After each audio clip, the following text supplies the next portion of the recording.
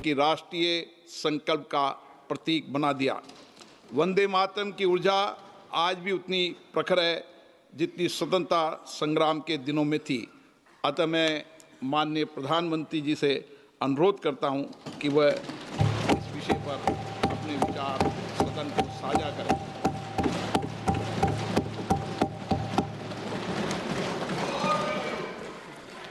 आदरणीय अध्यक्ष महोदय,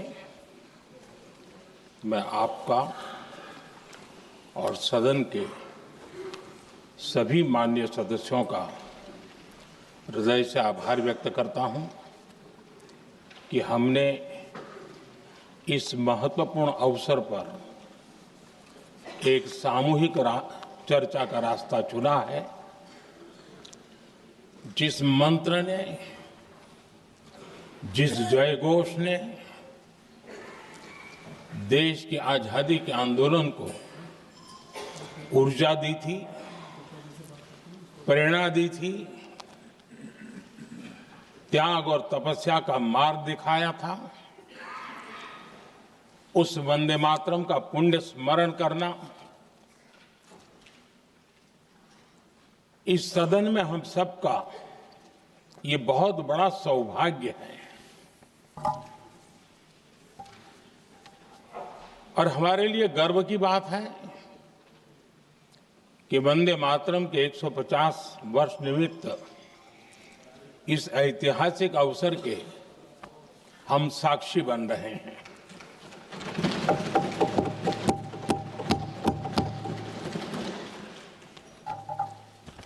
एक ऐसा कालखंड जो हमारे सामने इतिहास की अनगिनत घटनाओं को अपने सामने लेकर के आता है। ये चर्चा सदन की प्रतिबद्धता को तो प्रकट करेगी, लेकिन आने वाली पीढ़ियों के लिए भी, दर पीढ़ी के लिए भी ये शिक्षा का कारण बन सकती है अगर हम सब मिलकर के इसका सदुपयोग करें तो। आदरणीय अध्यक्ष जी, एक ऐसा कालखंड है जब इतिहास के कई प्रेरक अध्याय फिर से हमारे सामने उजागर हुए हैं। अभी अभी हमने हमारे संविधान के 75 वर्ष गौरवपूर्व मनाए हैं। आज देश सरदार वल्लभ भाई पटेल की और भगवान बिरसा मुंडा की 150वीं जयंती भी मना रहा है और अभी अभी हमने गुरु तेग बहादुर के 350वां बलिदान दिवस भी मनाया और आज हम वंदे मातरम की 150 वर्ष निमित्त सदन की एक सामूहिक ऊर्जा को, उसकी अनुभूति करने का प्रयास कर रहे हैं। वंदे मातरम 150 वर्ष की यात्रा अनेक पड़ावों से गुजरी है, लेकिन आदरणीय अध्यक्ष जी, वंदे मातरम का जब 50 वर्ष हुए तब देश गुलामी में जीने के लिए मजबूर था और वंदे मातरम के 100 साल हुए तब देश आपातकाल की जंजीरों में जकड़ा हुआ था।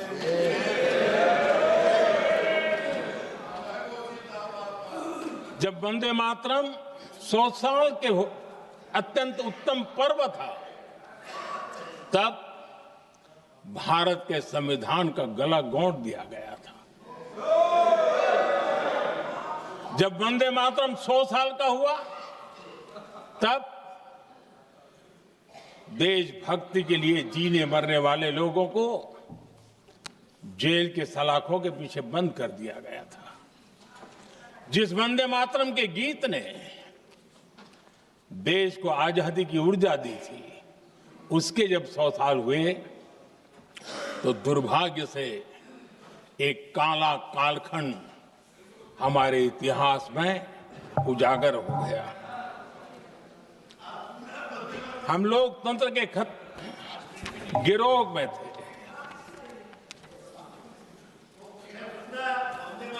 आदरणीय अध्यक्ष जी, 150 वर्ष उस महान अध्याय को, उस गौरव को पुनः स्थापित करने का अवसर है और मैं मानता हूं सदन ने भी और देश ने भी इस अवसर को जाने नहीं देना चाहिए। यही वंदे मातरम है जिसने 1947 में देश को आजादी दिलाई। स्वतंत्रता संग्राम का भावात्मक नेतृत्व इस वंदे मातरम के जयघोष में था। आदरणीय अध्यक्ष जी, आपके समक्ष आज जब मैं वंदे मातरम 150 निमित्त चर्चा के लिए आरंभ करने खड़ा हुआ हूं, यहां कोई पक्ष प्रतिपक्ष नहीं है, क्योंकि हम सब यहां जो बैठे हैं एक्चुअली हमारे लिए रण स्वीकार करने का अवसर है कि जिस वंदे मातरम के कारण लक्षावधि लोग आजादी का आंदोलन चला रहे थे और उसी का परिणाम है कि आज हम सब यहां बैठे हैं। और इसलिए हम सभी सांसदों के लिए, हम सभी जनप्रतिनिधियों के लिए वंदे मातरम के रण स्वीकार करने का ये पावन पर्व है।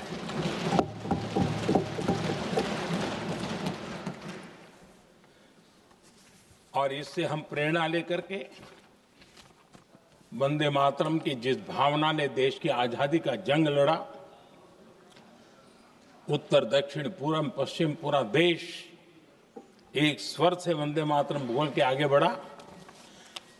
फिर से एक बार अवसर है कि आओ हम सब मिल के चले, देश को साथ लेके चले।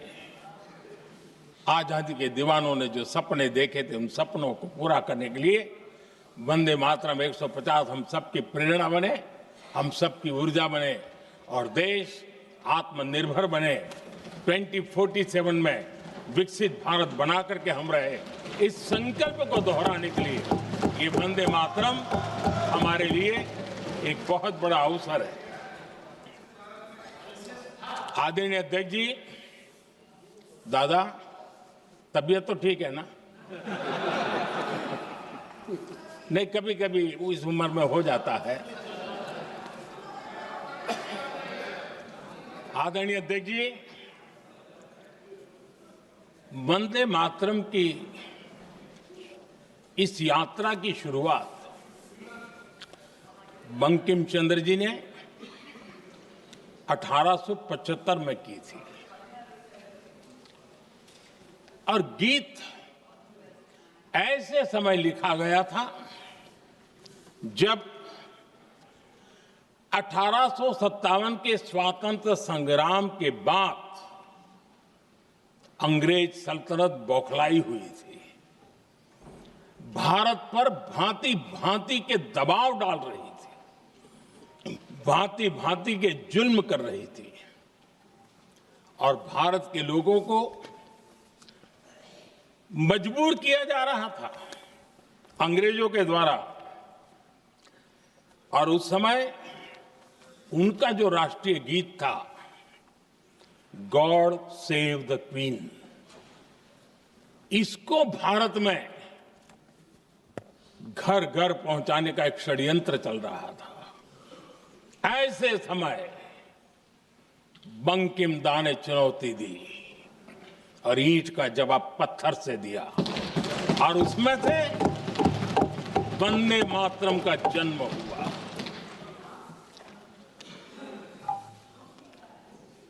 इसके कुछ वर्ष बाद 1882 में जब उन्होंने आनंद मठ लिखा तो इस गीत का उसमें समावेश किया गया। आदरणीय अध्यक्ष जी, वंदे मातरम ने उस विचार को पुनर्जीवित किया था जो हजारों वर्ष से भारत की रग रग में रचा बसा था।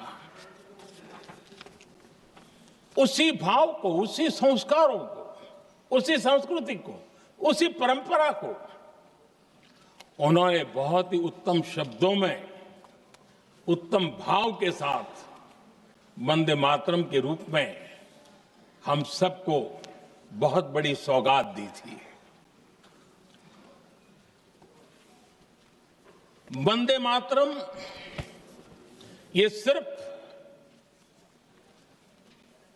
केवल राजनीतिक आजादी की लड़ाई का मंत्र नहीं था। सिर्फ हम अंग्रेज जाए और हम खड़े हो जाए, अपने राह पर चले, इतने मात्र तक वंदे मातरम प्रेरित नहीं करता था, उससे कहीं आगे था। आजादी की लड़ाई इस मातृभूमि को मुक्त कराने का भी जंग था। अपनी मां भारती को उन बेड़ियों से मुक्ति दिलाने का एक पवित्र जंग था। और वंदे मातरम की पृष्ठभूमि हम देखें, उसके संस्कार सरिता देखें, तो हमारे यहां वेद काल से एक बात बार बार हमारे सामने आई है। जब वंदे मातरम कहते हैं तो वही वेद काल की बात हमें याद आती है। वेद काल से कहा गया है, माता भूमि ही पुत्रो अहम पृथिव्याः, अर्थात ये भूमि मेरी माता है और मैं पृथ्वी का पुत्र हूं। आदरणीय अध्यक्ष जी, यही वो विचार है जिसको प्रभु श्री राम ने भी लंका के वैभव को छोड़ते हुए कहा था, जननी जन्मभूमिश्च स्वर्गादपि गरीयसी। वंदे मातरम यही महान सांस्कृतिक परंपरा का एक आधुनिक अवतार है। आदरणीय अध्यक्ष जी, बंकिम दा ने जब वंदे मातरम की रचना की तो स्वाभाविक ही वो स्वतंत्रता आंदोलन का स्वर बन गया। पूरब से पश्चिम, उत्तर से दक्षिण, वंदे मातरम हर भारतीय का संकल्प बन गया। इसलिए वंदे मातरम की स्तुति में लिखा गया था, मातृभूमि स्वतंत्रता की वेदिका पर मदोमय, मातृभूमि स्वतंत्रता की वेदिका पर मोदमय, स्वार्थ का बलिदान है यह शब्द है वंदे मातरम। है सजीवन मंत्र भी, यह विश्व विजयी मंत्र भी, शक्ति का आह्वान है यह शब्द वंदे मातरम। उष्ण शोणित से लिखो, वक्षस्थली को चीर कर, वीर का अभिमान है यह शब्द वंदे मातरम आदरणीय अध्यक्ष जी, कुछ दिन पूर्व जब वंदे मातरम 150 का आरंभ हो रहा था तो मैंने उस आयोजन में कहा था, वंदे मातरम हजारों वर्ष की सांस्कृतिक ऊर्जा भी थी, उसमें आजादी का जज्बा भी था और आजाद भारत का विजन भी था। अंग्रेजों के उस दौर में एक फैशन हो गई थी भारत को कमजोर, निकम्मा, आलसी, कर्महीन, इस प्रकार भारत को जितना नीचा दिखा सके ऐसी एक फैशन बन गई थी। और उसमें हमारे यहां भी जिन्होंने तैयार किए थे वो लोग भी वही भाषा बोलते थे। तब बंकिम दा ने उस हीन भावना को भी झकझोरने के लिए और सामर्थ्य का परिचय कराने के लिए वंदे मातरम के भारत के सामर्थ्यशाली स्वरूप को प्रकट करते हुए आपने लिखा था, तम ही दुर्गा दश प्रहरण धारिणी कमला कमल दल विहारिणी वाणी विद्या दायिनी नमामि त्वाम नमामि कमलाम अमलाम अतुलाम सुजलाम सुभलाम मातरम वंदे मातरम। अर्थात भारत माता ज्ञान और समृद्धि की देवी भी है और दुश्मनों के सामने अस्त्र शस्त्र धारण करने वाली चंडी भी है। अध्यक्ष जी, ये शब्द, ये भाव, ये प्रेरणा गुलामी की हताशा में हम भारतीयों को हौसला देने वाले थे। इन वाक्यों ने तब करोड़ों देशवासियों को यह एहसास कराया कि लड़ाई किसी जमीन के टुकड़े के लिए नहीं है, ये लड़ाई सिर्फ सत्ता के सिंहासन को कब्जा करने के लिए नहीं है, ये गुलामी की बेड़ियों को मुक्त कर हजारों साल की महान जो परंपराएं थी, महान संस्कृति, जो गौरवपूर्ण इतिहास था, उसको फिर से पुनर्जन्म कराने का संकल्प इसमें था।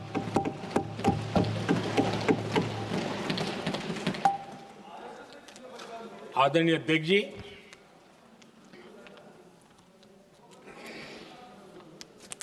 वंदे मातरम, इसका जो जन जन से जुड़ाव था, ये हमारे स्वतंत्र संग्राम की एक लंबी गाथा अभिव्यक्त होती है। आदरणीय अध्यक्ष जी, जब भी जैसे किसी नदी की चर्चा होती है, चाहे सिंधु हो, सरस्वती हो, कावेरी हो, गोदावरी हो, गंगा हो, यमुना हो, उस नदी के साथ एक सांस्कृतिक धारा प्रवाह, एक विकास यात्रा का धारा प्रवाह, एक जन जीवन की यात्रा का प्रवाह उसके साथ जुड़ जाता है। लेकिन क्या कभी किसी ने सोचा है कि आजादी जंग के हर पड़ाव, वो पूरी यात्रा वंदे मातरम की भावनाओं से गुजरता था, उसके तट पर पल्लवित होता था। ऐसा भाव काव्य शायद दुनिया में कहीं उपलब्ध नहीं होगा। आदरणीय अध्यक्ष जी,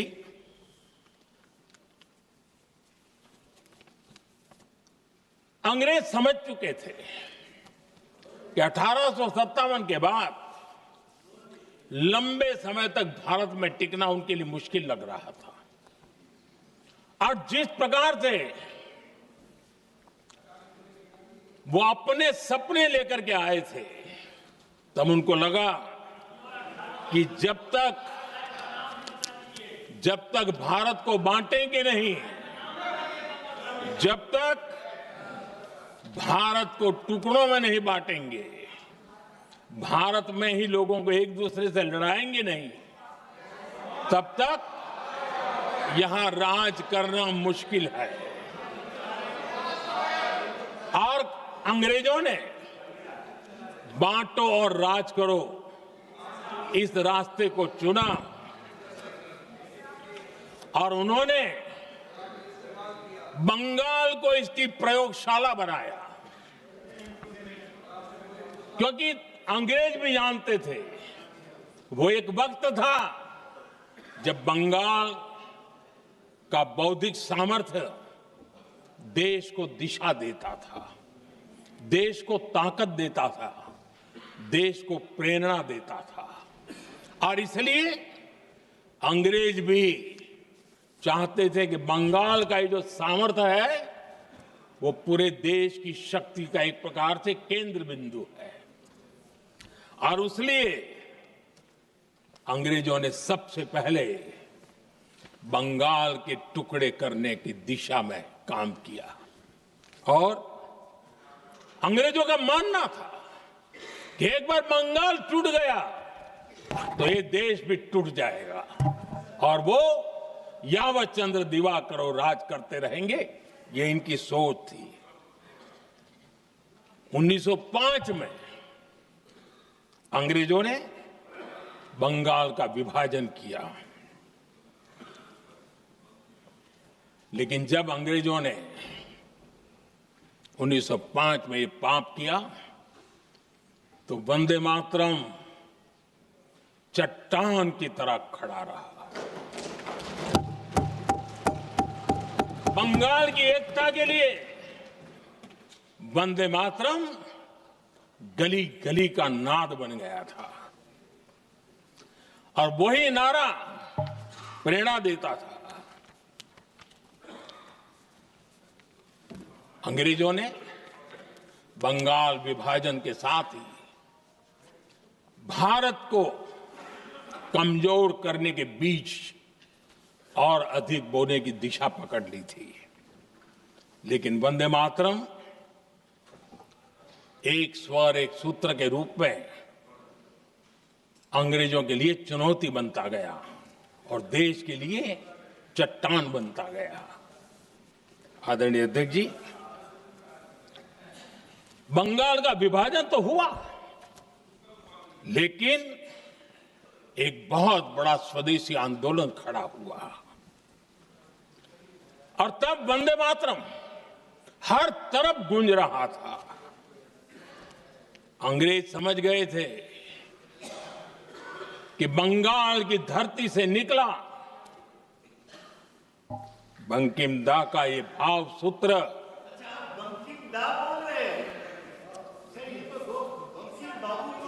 बंकिम बाबू बोले। अच्छा, थैंक यू। आपकी भावनाओं के लिए मैं आदर करता हूं। बंकिम बाबू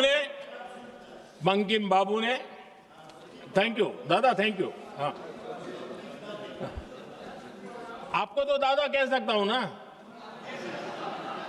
वरना उसमें भी आपको इतराज हो जाएगा। बंकिम बाबू ने ये जो भाव विश्व तैयार किया था, उनके भाव गीत के द्वारा उन्होंने अंग्रेजों को हिला दिया। और अंग्रेजों ने देखिए कितनी कमजोरी होगी और इस गीत की ताकत कितनी होगी।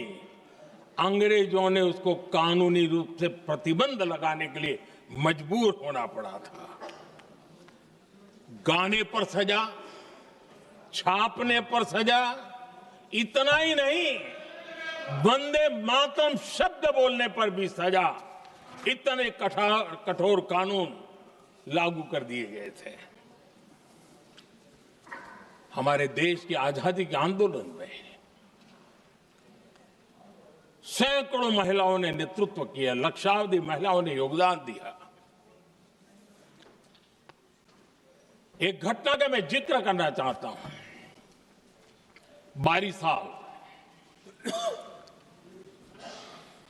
बारिसाल में वंदे मातरम गाने पर सर्वाधिक जुल्म हुए थे। वो बारिसाल आज भारत का हिस्सा नहीं रहा है और उस समय बारिसाल की हमारी माताएं, बहनें, बच्चे मैदान में उतरी थी वंदे मातरम के स्वाभिमान के लिए। इस प्रतिबंध के विरोध में लड़ाई के मैदान में उतरी थी और तब बारिसाल की एक वीरांगना श्रीमती सरोजिनी बोस, जिन्होंने उस जमाने में वहां की भावना को देखिए और उन्होंने कहा था कि वंदे मातरम जो प्रतिबंध लगा है, जब तक ये प्रतिबंध नहीं हटता है मैं अपनी चूड़ियां जो पहनती हूं निकाल दूंगी। भारत में वो एक जमाना था, चूड़ी निकालना यानी महिला के जीवन की एक बहुत बड़ी घटना हुआ करती, लेकिन उनके लिए वंदे मातरम की वो भावना थी। उन्होंने अपनी सोने की चूड़ियां, जब तक वंदे मातरम प्रतिबंध नहीं हटेगा मैं दोबारा नहीं धारण करूंगी, ऐसा बड़ा व्रत ले लिया था। हमारे देश के बालक भी पीछे नहीं रहे थे। उनको कोड़े की सजा होती थी, छोटी छोटी उम्र में उनको जेल में बंद कर दिया जाता। और उन दिनों खास करके बंगाल की गलियों में लगातार वंदे मातरम के लिए प्रभात फेरियां निकलती थी। अंग्रेजों के नाको दम कर दिया था। और उस समय एक गीत गूंजता था बंगाल में, जाए जाबे जीवनो चोले, जाए जाबे जीवनो चोले, जोगो तो माजे तोमार काजे वंदे मातरम बोले। अर्थात हे मां, संसार में तुम्हारा काम करते और वंदे मातरम कहते जीवन भी चला जाए तो वो जीवन भी धन्य है। ये बंगाल की गलियों में बच्चे कह रहे हैं। ये गीत उन बच्चों की हिम्मत का स्वर था और उन बच्चों की हिम्मत ने देश को हिम्मत दी थी। बंगाल की गलियों से निकली आवाज देश की आवाज बन गई थी।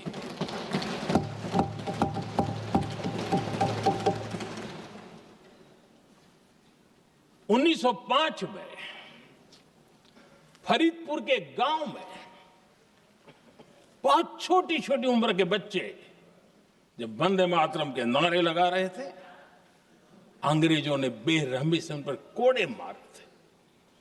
यानी एक प्रकार से जीवन और मृत्यु के बीच लड़ाई लड़ने के लिए मजबूर कर दिया था। इतना अत्याचार हुआ था। 1906 में नागपुर में नील सिटी हाई स्कूल के उन बच्चों पर भी अंग्रेजों ने ऐसे ही जुल्म किए थे। गुनाह यही था कि वो एक स्वर से वंदे मातरम बोल करके खड़े हो गए थे। उन्हें वंदे मातरम के लिए मंत्र का महात्म्य अपनी ताकत से सिद्ध करने का प्रयास किया था। हमारे जांबाज सपूत बिना किसी डर के फांसी के तख्त पर चढ़ते थे और आखिरी सांस तक वंदे मातरम, वंदे मातरम, वंदे मातरम, यही उनका भाव घोष रहता था। खुदीराम बोस, मदनलाल ढींगरा, राम प्रसाद बिस्मल, अशफाक उल्लाह खान, रोशन सिंह, राजेंद्र नाथ लाहिड़ी, रामकृष्ण बिस्वास, अनगिनत जिन्होंने वंदे मातरम कहते कहते फांसी के फंदे को अपने गले पर लगाया था। लेकिन देखिए, ये अलग अलग जेलों में होता था, अलग अलग इलाकों में होता था। प्रक्रिया करने वाले चेहरे अलग थे, लोग अलग थे, जिन पर जुल्म हो रहा था उनकी भाषा भी अलग थी।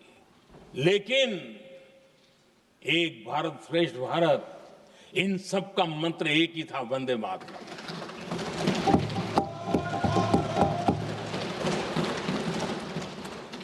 चटगांव की स्वराज क्रांति, जिन युवाओं ने अंग्रेजों को चुनौती दी, वे भी इतिहास के चमकते हुए नाम है।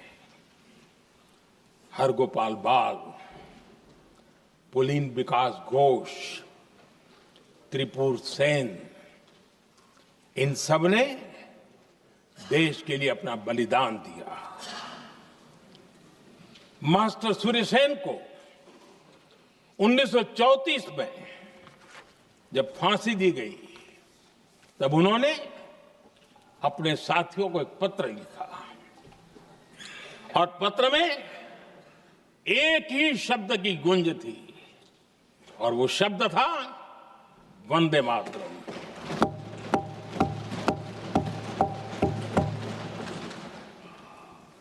आदरणीय अध्यक्ष जी, हम देशवासियों को गर्व होना चाहिए।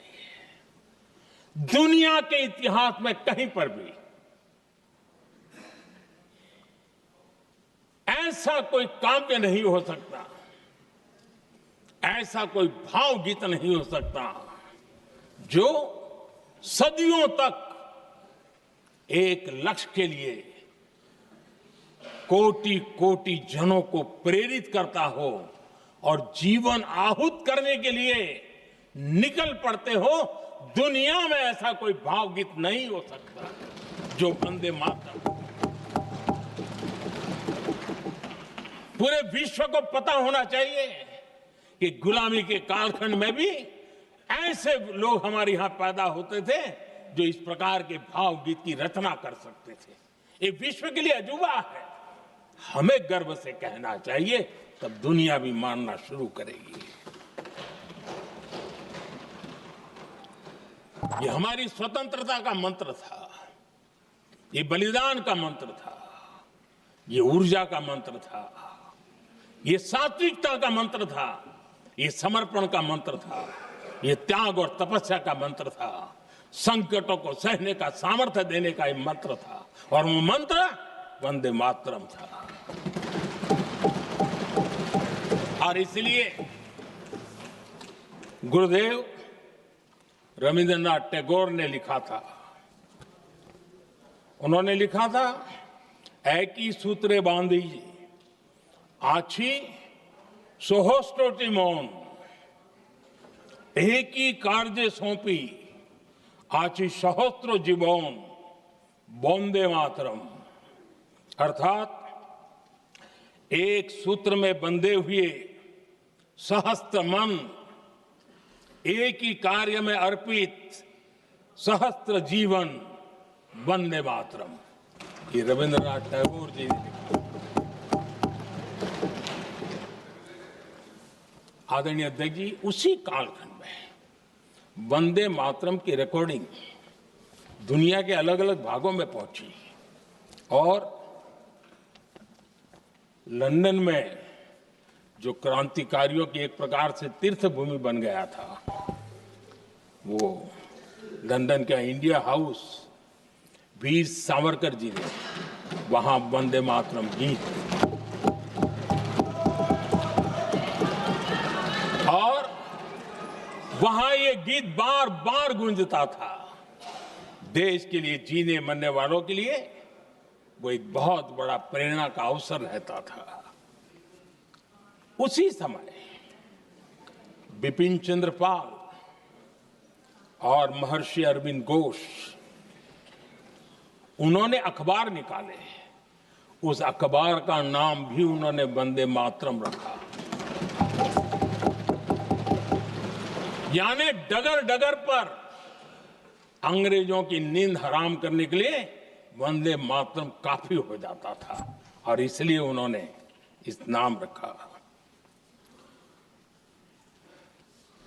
अंग्रेजों ने अखबारों पर रोक लगा दी तो मैडम भीकाजी कामा ने पेरिस में एक अखबार निकाला और उसका नाम उन्होंने वंदे मातरम रखा। आदरणीय अध्यक्ष जी, वंदे मातरम ने भारत को स्वावलंबन का रास्ता भी दिखाया। उस समय माचिस की डिबिया, मैच बॉक्स, वहां से लेकर के बड़े बड़े शिप, उस पर भी वंदे मातरम लिखने की परंपरा बनी और बाहरी कंपनियों को चुनौती देने का एक माध्यम बन गया, स्वदेशी का एक मंत्र बन गया। आजादी का मंत्र स्वदेशी के मंत्र की तरफ विस्तार होता गया। आदरणीय अध्यक्ष जी, मैं एक और घटना का जिक्र भी करना चाहता हूं। 1907 में जब वीओ चिदम्बरम पिल्लाई उन्होंने स्वदेशी कंपनी का जहाज बना तो उस पर भी लिखा था वंदे मातरम।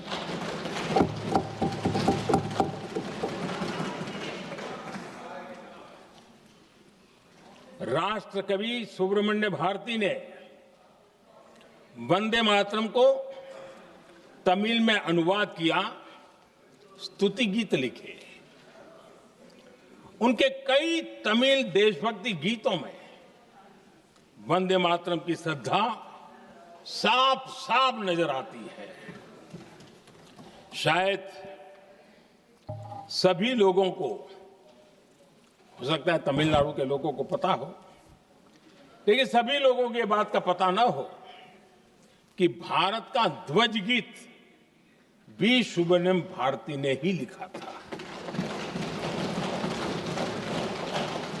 उस ध्वज गीत का वर्णन जिस पर वंदे मातरम लिखा हुआ था, तमिल में इस ध्वज गीत का शीर्षक था ताइन माणी कोडी पारीर, तालंदु पणिंदु पुलहिंद्रु वारीर।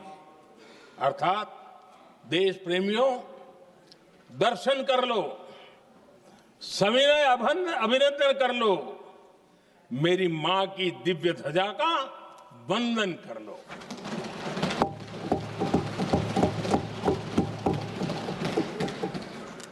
आदरणीय अध्यक्ष महोदय, मैं आज इस सदन में वंदे मातरम पर महात्मा गांधी की भावनाएं क्या थी वो भी रखना चाहता हूं। दक्षिण अफ्रीका से प्रकाशित एक साप्ताहिक पत्रिका निकलती थी, इंडियन ओपिनियन, और इस इंडियन ओपिनियन में महात्मा गांधी ने 2 दिसंबर 1905 जो लिखा था उसको मैं कोट कर रहा हूं। उन्होंने लिखा था, महात्मा गांधी ने लिखा था, गीत वंदे मातरम जिसे बंकिम चंद्र ने रचा है, पूरे बंगाल में अत्यंत लोकप्रिय हो गया है। स्वदेशी आंदोलन के दौरान बंगाल में विशाल सभाएं हुई जहां लाखों लोग इकट्ठा हुए और बंकिम का यह गीत गाया। गांधी जी आगे लिखते हैं, ये बहुत महत्वपूर्ण है, वो लिखते हैं, ये 1905 की बात है, उन्होंने लिखा, यह गीत इतना लोकप्रिय हो गया है जैसे ये हमारा नेशनल एंथम बन गया है।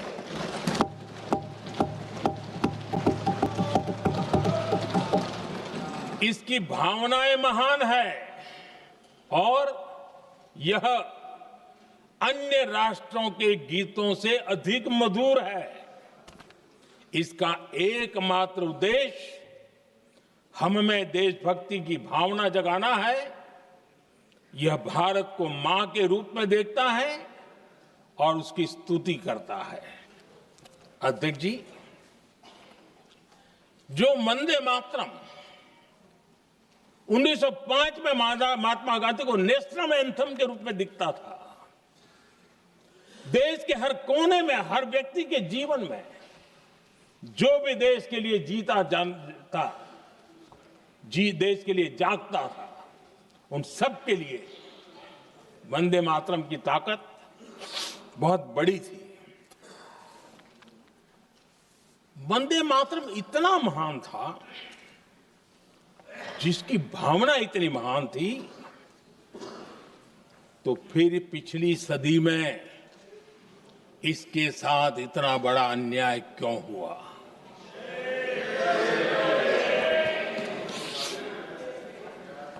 वंदे मातरम के साथ विश्वासघात क्यों हुआ?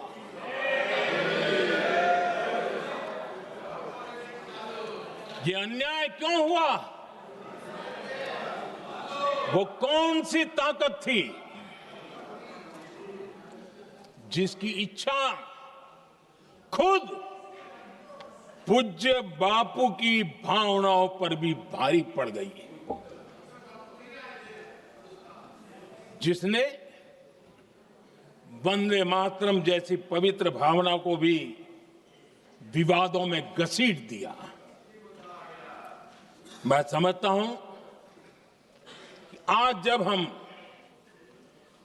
वंदे मातरम के 150 वर्ष का पर्व मना रहे हैं, चर्चा कर रहे हैं, तो हमें उन परिस्थितियों को भी हमारी नई पीढ़ियों को जरूर बताना हमारा दायित्व है, जिससे के वजह से वंदे मातरम के साथ विश्वासघात किया गया। वंदे मातरम के प्रति मुस्लिम लीग की विरोध की राजनीति तेज होती जा रही थी। मोहम्मद अली जिन्ना ने लखनऊ से 15 अक्टूबर 1937 को वंदे मातरम के विरुद्ध का नारा बुलंद किया। फिर कांग्रेस के तत्कालीन अध्यक्ष जवाहरलाल नेहरू को अपना सिंहासन डोलता दिखा। बजाय कि नेहरू जी मुस्लिम लीग के आधारहीन बयानों को तगड़ा जवाब देते, करारा जवाब देते, मुस्लिम लीग के बयानों की निंदा करते,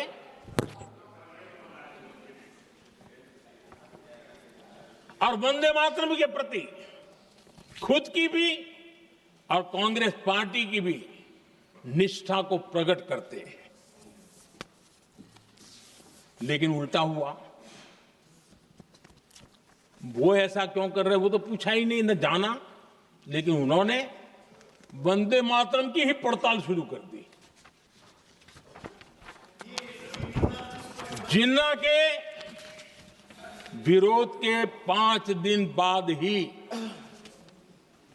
20 अक्टूबर को नेहरू जी ने नेताजी सुभाष बाबू को चिट्ठी लिखी। उस चिट्ठी में जिन्ना की भावना से नेहरू जी अपनी सहमति जताते हुए कि वंदे मातरम की, ये जो उन्होंने सुभाष बाबू को लिखा है, वंदे मातरम की आनंद मठ वाली पृष्ठभूमि मुसलमानों को इरिटेट कर सकती है। मैं नेहरू जी का कोट पढ़ता हूं। नेहरू जी कहते हैं, मैंने वंदे मातरम गीत का बैकग्राउंड पढ़ा है। नेहरू जी फिर लिखते हैं, मुझे लगता है कि ये जो बैकग्राउंड है इससे मुस्लिम भड़केंगे। साथियों, इसके बाद कांग्रेस की तरफ से बयान आया कि 26 अक्टूबर से कांग्रेस कार्य समिति की एक बैठक कोलकाता में होगी, जिसमें वंदे मातरम के उपयोग की समीक्षा की जाएगी। बंकिम बाबू का बंगाल, बंकिम बाबू का कोलकाता, और उसको चुना गया और वहां पर समीक्षा करना तय किया। पूरा देश हतप्रभ था, पूरा देश हैरान था। पूरे देश में देशभक्तों ने इस प्रस्ताव के विरोध में देश के कोने कोने में प्रभात फेरियां निकाली, वंदे मातरम गीत गाया। लेकिन देश का दुर्भाग्य कि 26 अक्टूबर को कांग्रेस ने वंदे मातरम पर समझौता कर लिया।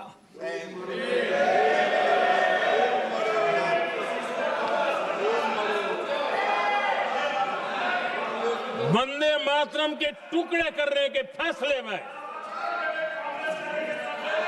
वंदे मातरम के टुकड़े कर दिए। उस फैसले के पीछे नकाब ये पहना गया, चोला ये पहना गया। ये तो सामाजिक सद्भाव का काम है। लेकिन इतिहास इस बात का गवाह है कि कांग्रेस ने मुस्लिम लीग के सामने घुटने टेक दिए और मुस्लिम लीग के दबाव में किया। और कांग्रेस का ये तुष्टीकरण की राजनीति को साधने का एक तरीका था। आदरणीय अध्यक्ष जी, तुष्टीकरण की राजनीति के दबाव में कांग्रेस वंदे मातरम के बंटवारे के लिए झुकी। इसलिए कांग्रेस को एक दिन भारत के बंटवारे के लिए झुकना पड़ा।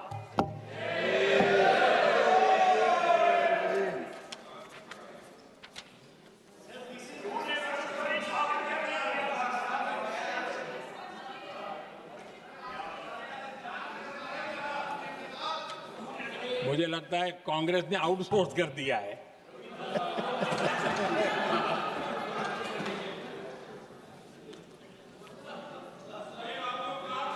दुर्भाग्य से कांग्रेस की नीतियां वैसी की वैसी थी है। और इतना ही नहीं, आईएनसी चलते चलते एमएमसी हो गया है।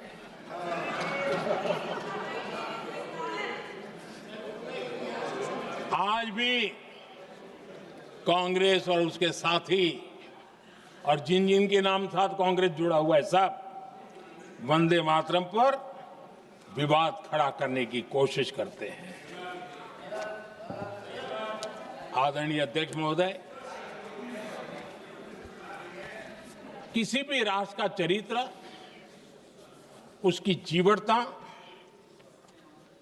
उसके अच्छे कालखंड से ज्यादा जब चुनौतियों का कालखंड होता है, जब संकटों का कालखंड होता है, तब प्रकट होती है, उजागर होती है और सच्चे अर्थ में कसौटी से कसी जाती है।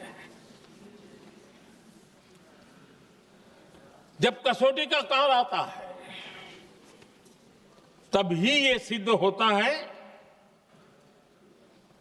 कि हम कितने दृढ़ हैं, कितने सशक्त हैं, कितने सामर्थ्यवान हैं। 1947 में देश आजाद होने के बाद देश की चुनौतियां बदली, देश की प्राथमिकताएं बदली, लेकिन देश का चरित्र, देश की जीवटता वही रही, वही प्रेरणा मिलती रही। भारत पर जब जब संकट आए, देश हर बार वंदे मातरम की भावना के साथ आगे बढ़ा।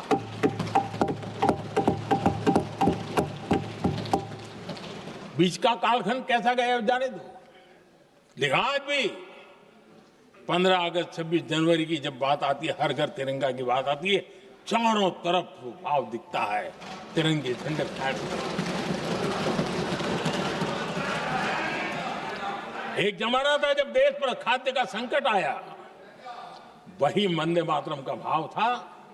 मेरे देश के किसानों ने अंदर के भंडार भर दिए, और इसके पीछे भाव वही है, वंदे मातरम। जब देश की आजादी को कुचलने की कोशिश हुई, संविधान के पीठ पे छुरा भोंक दिया गया, आपातकाल थोप दिया गया, यही वंदे मातरम की ताकत थी कि देश खड़ा हुआ और परास्त करके रहा।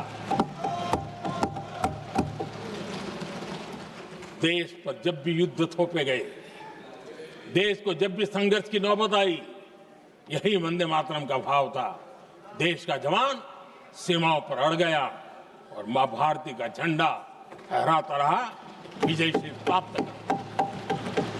कोरोना जैसा वैश्विक महासंकट आया, यही देश उसी भाव से खड़ा हुआ, उसको भी परास्त करके आगे बढ़ गया।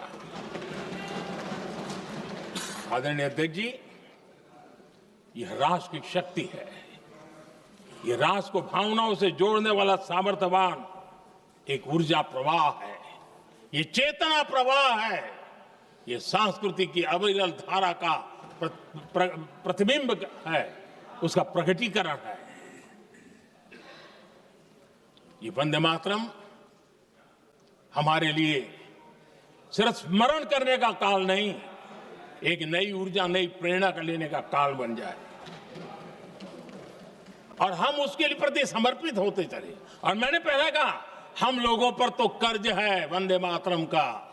वही वंदे मातरम है जिसने वो रास्ता बनाया, जिस रास्ते से हम यहां पहुंचे हैं, और इसलिए हमारा कर्ज बनता है।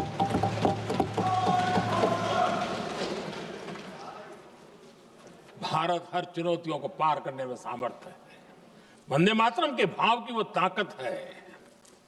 वंदे मातरम ये सिर्फ गीत या भावगीत नहीं, ये हमारे लिए प्रेरणा है, राष्ट्र के प्रति कर्तव्यों के लिए हमें झकझोरने वाला काम है, और इसलिए हमें निरंतर इसको करते रहना होगा।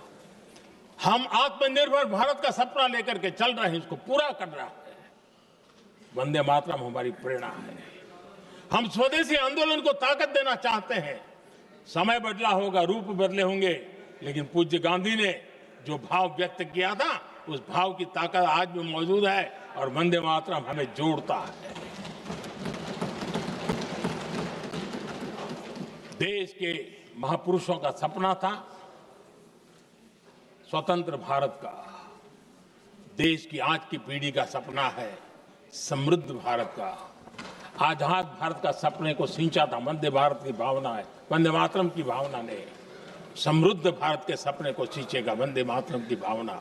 उसी भावना को लेकर के हमें आगे चलना है, और हमें आत्मनिर्भर भारत बनाना। 2047 में देश विकसित भारत बन के रहे। अगर आजादी के 50 साल पहले कोई आजाद भारत का सपना देख सकता था, तो 25 साल पहले हम भी तो समृद्ध भारत का सपना देख सकते हैं, विकसित भारत का सपना देख सकते हैं, और इस सपने के लिए अपने आप को खपा भी सकते हैं। इसी मंत्र, इसी संकल्प के साथ वंदे मातरम हमें प्रेरणा देता रहे, वंदे मातरम का हम रण स्वीकार करें, वंदे मातरम की भावना को लेकर के चले, देशवासियों को साथ लेकर के चले, हम सब मिलकर के चले, इस सपने को पूरा करें। इसी एक भाव के साथ ये चर्चा का आज आरंभ हो रहा है। मुझे पूरा विश्वास है कि दोनों सदनों में देश के अंदर वो भाव भरने वाला कारण बनेगा, देश को प्रेरित करने वाला कारण बनेगा, देश की नई पीढ़ी को ऊर्जा देने का कारण बनेगा। इन्हीं शब्दों के साथ आपने मुझे अवसर दिया, मैं आपका बहुत बहुत आभार व्यक्त करता हूं। बहुत बहुत धन्यवाद। वंदे मातरम।